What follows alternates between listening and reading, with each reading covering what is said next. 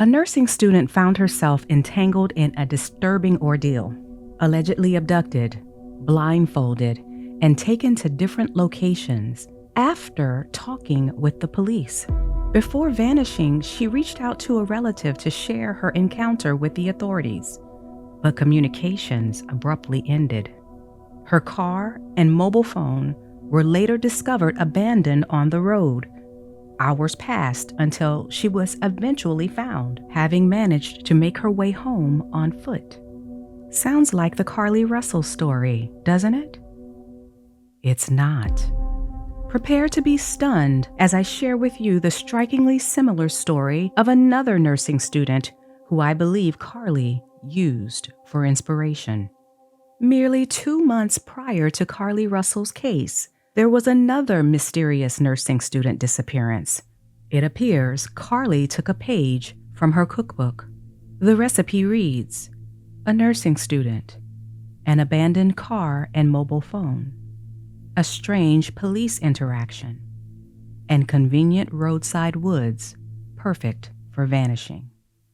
We're going to get into it, but first be sure to click the like button, subscribe to the channel, and hit the notification bell so you don't miss out on updates to this story, trending topics, and so much more. Now let's get into it.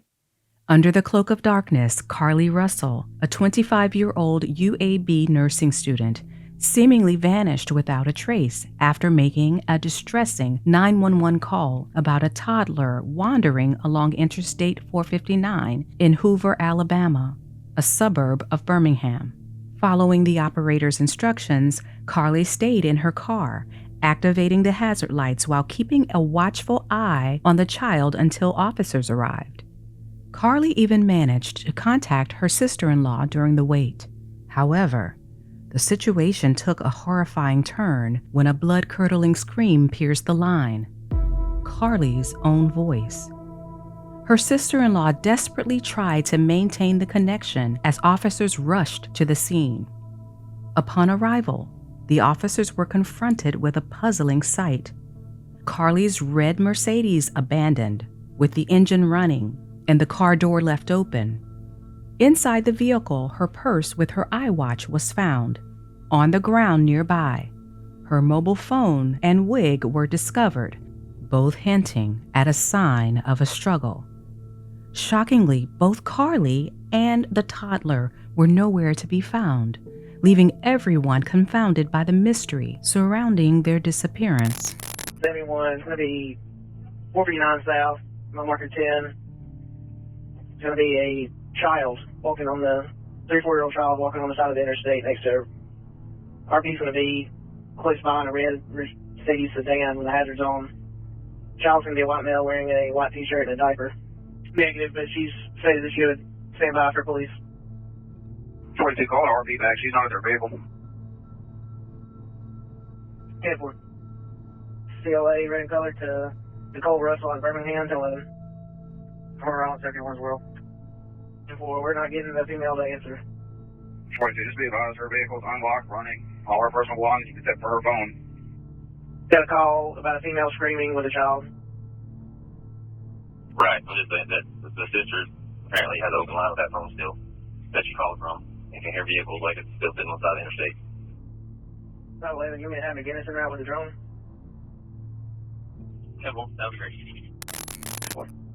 Hoover police sprang into action, mobilizing the necessary resources to thoroughly search the area. Every passing moment became critical as they raced to alert the public and seek their assistance. The minutes ticked away, giving rise to various theories about Carlee's mysterious vanishing.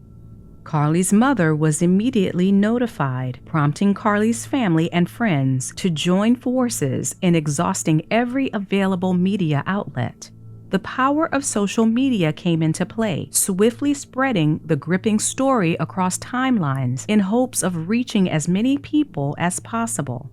As a Black woman, unfortunately, Carlee is representative of a group in the United States whose tragic stories often get overlooked by mainstream media.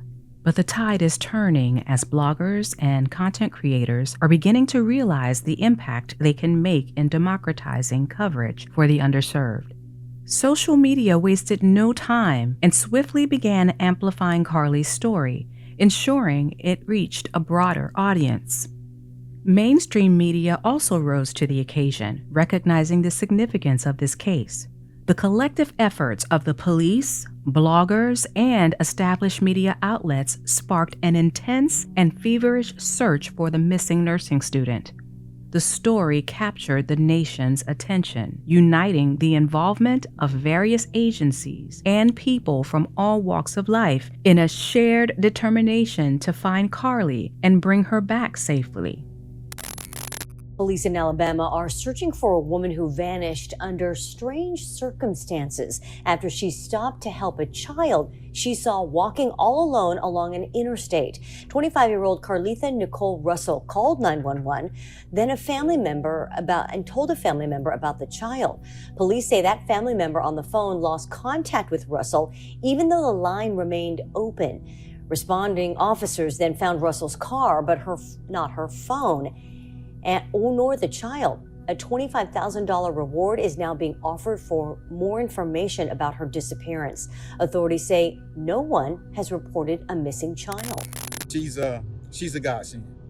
Bubbly personality, loving heart, giving, just joyful in nature. She's a fighter too. She's joyful and she's laid back, but if it's a chance for her to put up a fight to try to save her life, she's going to do everything she can to put up a fight.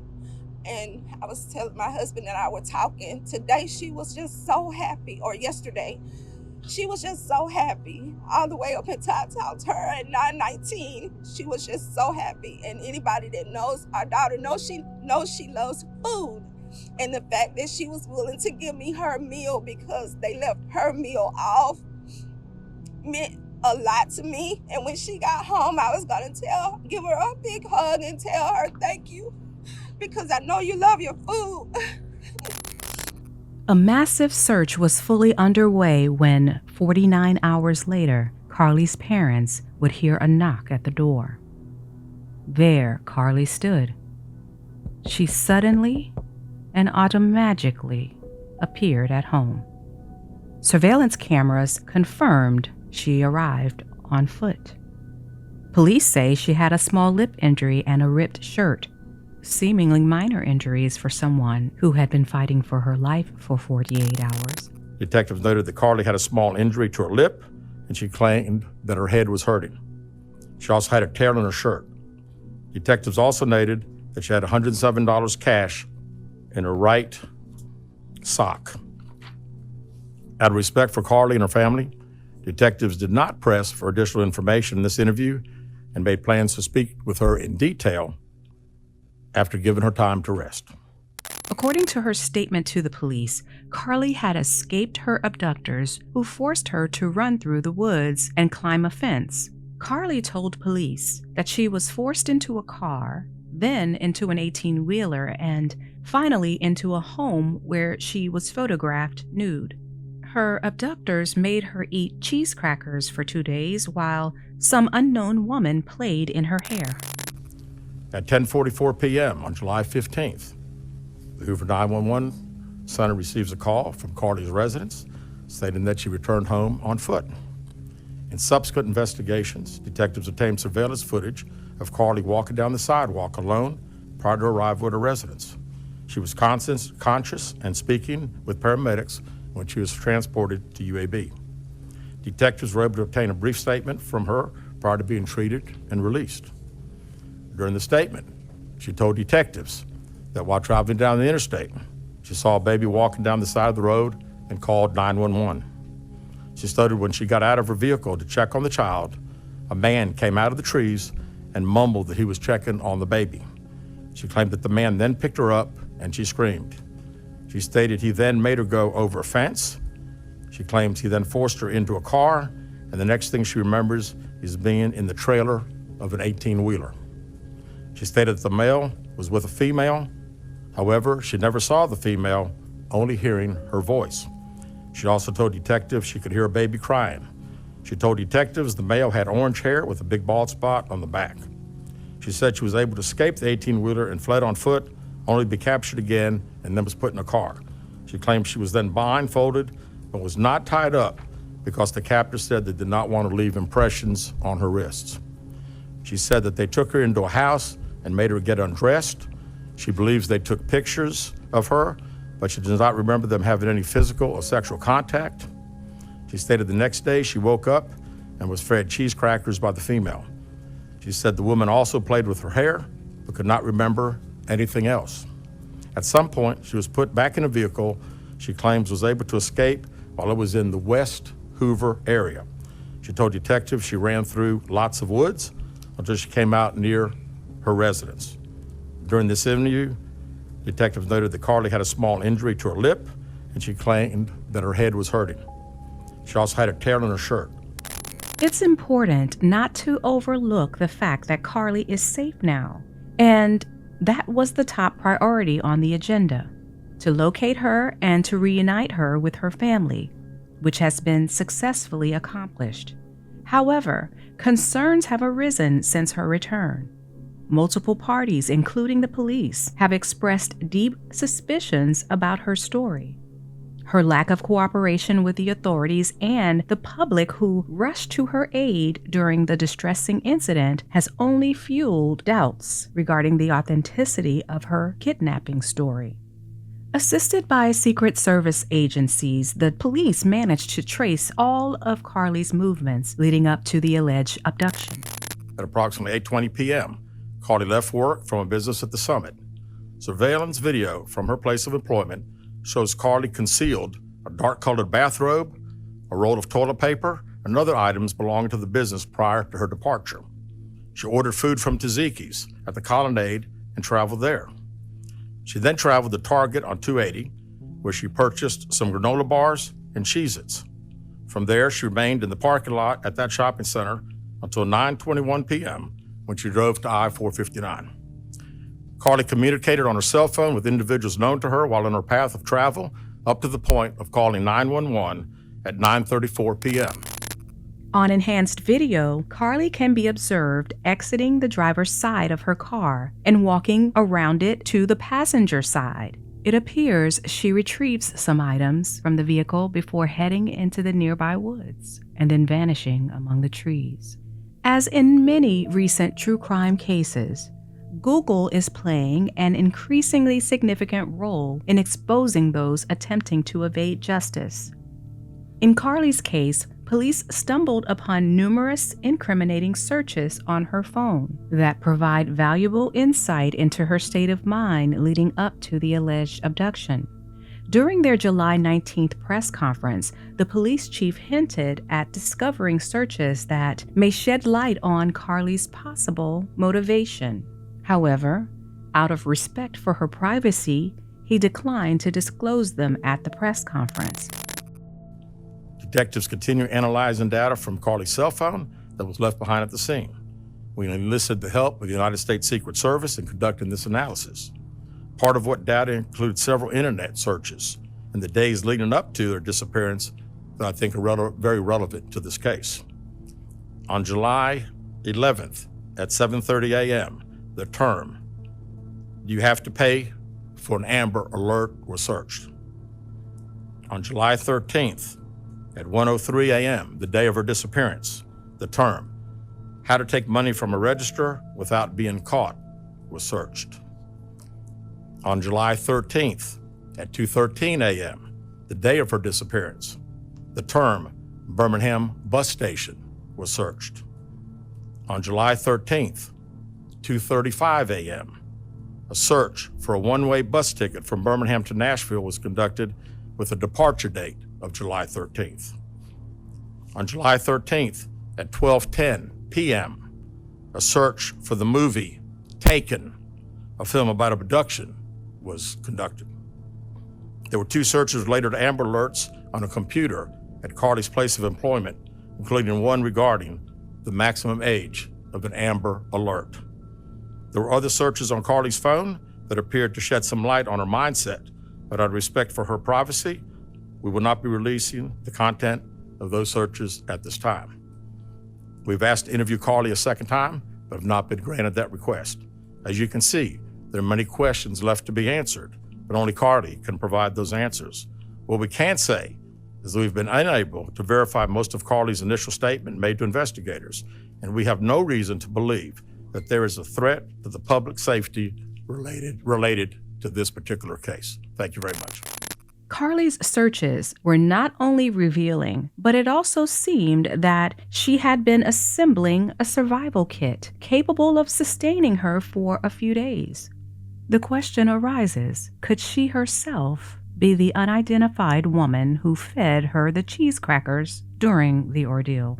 What raises particular suspicion for me is the striking resemblance of this story to another alleged kidnapping hoax involving nursing student Chloe Stein. The ingredients in Chloe's narrative are eerily similar to those in Carlee's tale. Just a mere 2 months ago, Chloe Stein, a 23-year-old nursing student at Penn State, found herself allegedly abducted and blindfolded and taken to various locations after informing her boyfriend about a concerning police encounter. Like Carlee, Chloe was also on her way home from work when the unsettling events unfolded. Before Chloe's mysterious vanishing act, she had reached out to her boyfriend to share the details of her encounter with the police.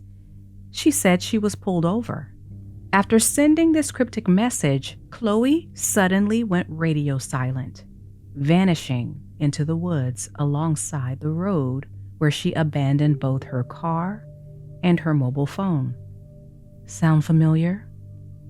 The eerie discovery of her abandoned car and phone on a road with dense woods, perfect for her disappearance, only added to the mystery of the situation. We searched for a young woman who disappeared while on her way home from work. The last anyone heard, Chloe Stein said she was getting pulled over by police. KDK's Jennifer Barrasso joining us now live in Greensburg, where investigators have located her vehicle. Jen, what's the latest? That's right. So a spokesperson for state police tells me that he will be arriving at the barracks soon to update reporters on the latest on this missing person search. 23 years old, that is Chloe Stein's age. She was set to graduate from Penn State, Greater Allegheny this weekend. Her mother is desperate for answers. She tells me that Chloe's boyfriend was the last person to communicate with her via text, and it was her boyfriend and 2 friends who found Chloe's car earlier today, not far from where she worked. Now, here's the timeline that we know. Just after 10 p.m. last night, Chloe's mom tells me her daughter finished working at the Sonic in Hempfield Township. She drove a coworker home and returned back to the Sonic. State police say Chloe was last seen leaving there at 10:30, and about 10 minutes later, her boyfriend, Nick, her mom tells me, said he got a text message from Chloe saying she got pulled over by police. Now, Chloe never made it home to Jeanette, and that's when her mom, family, and friends started looking for her. Filled with worry, Chloe's distressed mother took immediate action, reaching out to the media and the police in a desperate attempt to locate the officer who allegedly pulled Chloe over. We just started calling police stations saying, like, did somebody pull her over? This is her license plate number. Has anybody pulled, anybody in that description over? And nothing. I don't know if it was like she truly was pulled over by a police officer or not. I don't know. We don't know because we don't have confirmation that she was issued a citation, a warning, anything like that. Within a matter of 30 minutes, her boyfriend had said he and his friends were out and they had found her car. But just like the phantom toddler in Carlee's case, there was no ticket, no record of any traffic violation for Chloe that day, and no evidence of Chloe ever being pulled over. On May 2nd, the police issued a missing persons alert for Chloe, setting off an extensive search operation. Officers dedicated numerous man-hours, deploying K-9 units, a helicopter, and employing various resources to comb the area in their efforts to find her. The reason why we're here before tomorrow is because I think the people need to know there's not somebody out there pulling people over this minute that's abducting people. Because I think the overall consensus in Westmoreland County was that's what was happening, and that's not what happened. The news breaking tonight, the search for this local woman is over. Chloe Stein has been found safe and now is facing criminal charges. Police say it turns out she was never actually missing. It was later discovered that Chloe had walked approximately 3 miles through the woods to a friend's house and sought refuge in their garage, choosing to remain hidden until she eventually decided to reappear. After some time, the police managed to locate Chloe as she made her way back home. Chloe initially recounted a harrowing tale to the police, claiming she had been abducted at gunpoint by a masked man. According to her story, she too was blindfolded, transported to various locations, and eventually released, being dropped off in an alley close to her home.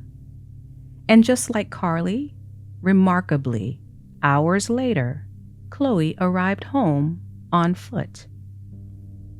As police delved into Chloe's case, their investigation unearthed video footage and cellular data that directly contradicted her narrative. The digital evidence they gathered served as crucial proof that she had indeed fabricated the abduction story. Confronted with this evidence, Chloe eventually cracked under the pressure and admitted to concocting the entire scenario.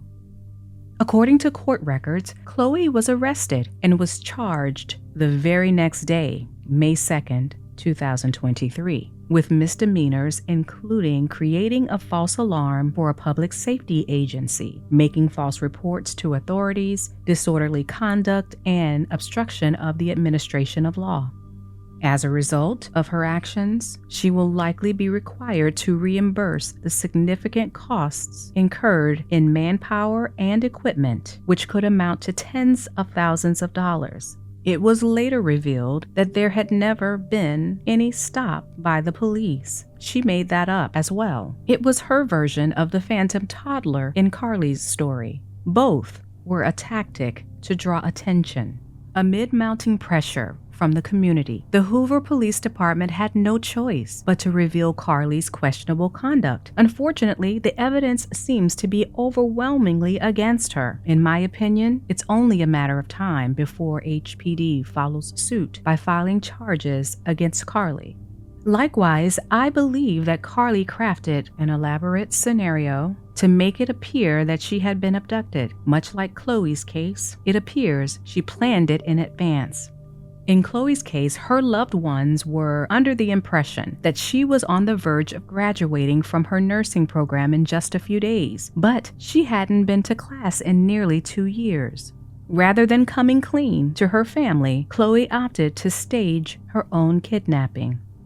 Chloe eventually admitted to orchestrating the deception herself and is awaiting punishment from the courts. As of now, the situation seems unfavorable for Carlee until convincing evidence of the balding orange-haired abductor and his accomplice surfaces. It makes me wonder if Chloe Stein's case is present in Carlee's search history. If she did come across Chloe's case, that would be even more troubling, as she should have seen that the truth was ultimately revealed and Chloe was arrested for her actions. Perhaps the more fitting question would be, what led Carlee to attempt something like this? When I first heard the boyfriend rumors, I didn't believe them. It didn't seem to be a strong enough reason to justify involving the police the way she did. While I don't think it's the only reason, I now believe it had something to do with it. Her recent tweets have surfaced, and from the looks of them, there may be some truth to the boyfriend rumor.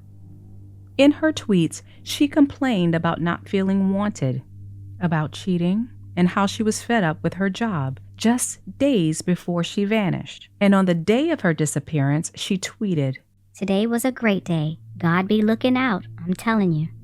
And then 1 hour prior to her disappearing act, she tweeted, "Yeah, I want a family now," with a crying face emoji.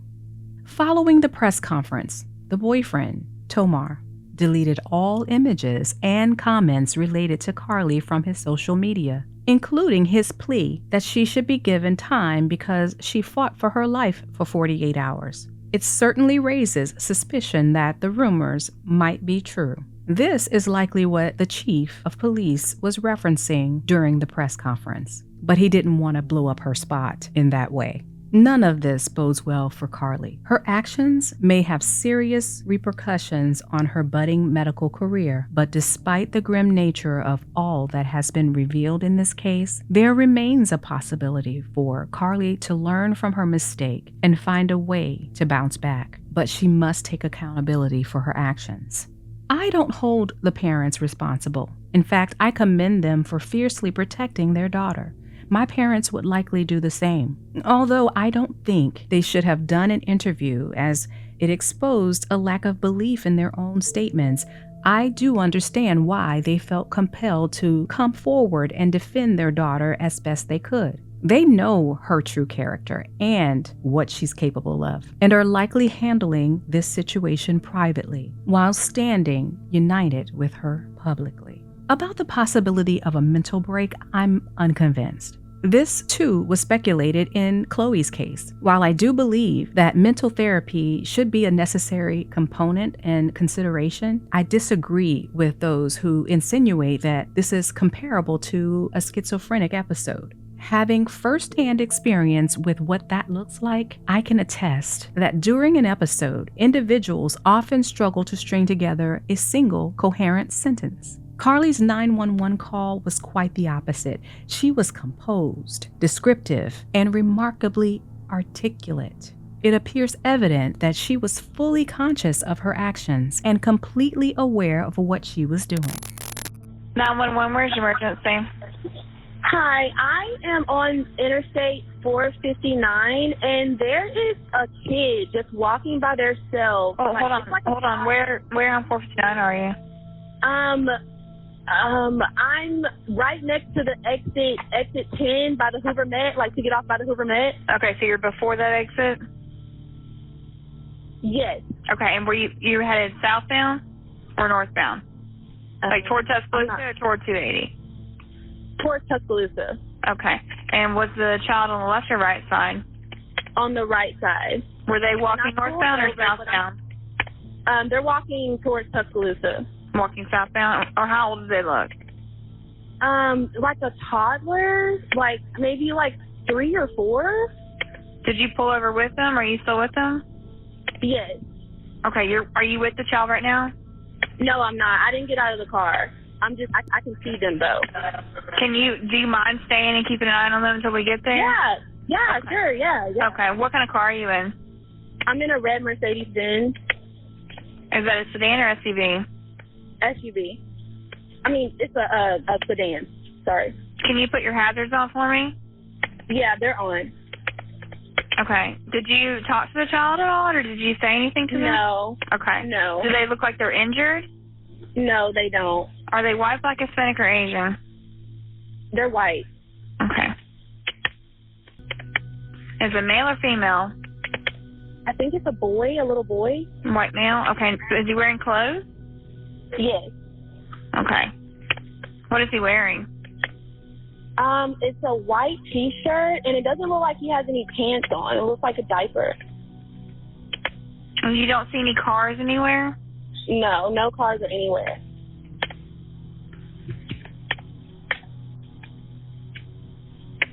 Okay. All right. What's your name? My name is Carlee Russell. And you don't see any injuries on the child from where you're at, correct? No, but I can't really see them that good. Okay, try to keep an eye on them for the best you can, because I don't want you to lose track of them. Okay. All right, and do they have shoes on? No. Shoes? Not that I can see. I can't really see that well. Okay. All right. I've got them on the way, okay? Just try to keep an eye on them, but officers are on the way, okay? Okay, thanks. Thank you. Okay, bye. But the evident truth in both cases is how immense societal pressure to achieve success and lead a seemingly perfect life can push someone to the brink of blowing up their whole life when faced with failure. My unsolicited advice to Carlee: I don't know what you may have been going through to arrive here, but the best thing you could do is to come clean and find your way back to the light. facing the truth and taking accountability might pave the way for a path towards healing and redemption. I want to know from you, do you think Carlee was abducted? Or did she fake it? If so, why do you think she did it? Do you think she had help? Chloe did. Where do you think she was held up for 48 hours with that robe and toilet paper? Do you think her medical career is over? Or can she come back from this? Do you plan to follow this case with me? Let's continue the conversation in the comments below. I'll see you there. Justice for the Hoover Police Department?